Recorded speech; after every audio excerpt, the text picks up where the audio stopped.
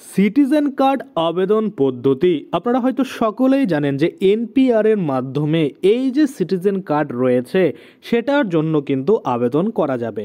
তো এই citizen card আপনারা কিভাবে পেতে পারেন, কি কি নিয়ম আপনাদের মানতে হবে, কোন প্রসেসের মাধ্যমে কিন্তু এই সিটিজেন কার্ড দেওয়া হবে, এই যে যাবতীয় তথ্য টোটালটাই কিন্তু আজকে আমরা এই ভিডিওর মাধ্যমে দেখে নেব। তো চলুন বেশি দেরি না করে ভিডিওটা শুরু করা যাক। তো দেখুন, এই নিয়ে একটি আর্টিকেলে বলা হয়েছে সিটিজেন কার্ড অ্যাপ্লিকেশন 2025 ভারতীয় নাগরিকদের জীবনে Aadhaar card, voter card, PAN card এগুলির গুরুত্ব কতটা তা আমরা সবাই জানি।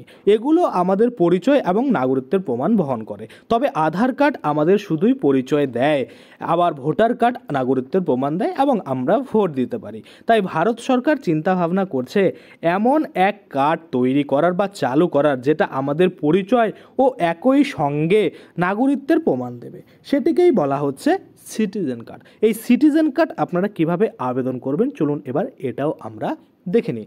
এই যে সিটিজেন কার্ড কি সেটা আপনারা হয়তো বুঝতে পারছেন। এবার আবেদন পদ্ধতি আমরা দেখে নিই। দেখুন, আবেদনের ক্ষেত্রে এখানে পরিষ্কারভাবে বলছে যে how to apply for citizen card application 2025 national population রেজিস্টারের মাধ্যমে এই প্রক্রিয়া সম্পন্ন হবে। অর্থাৎ এনপিআর যখন আপডেট হবে তখনই কিন্তু এটা সম্পূর্ণ হবে। যেমন ন্যাশনাল পপুলেশন রেজিস্টার আপডেটের সময় সকলের তথ্য সংগ্রহ করা হবে, তারপর সেগুলি যাচাই করা ও ইউনিক নম্বর প্রদান করা ও সিটিজেন কার্ড ইস্যু করা হবে।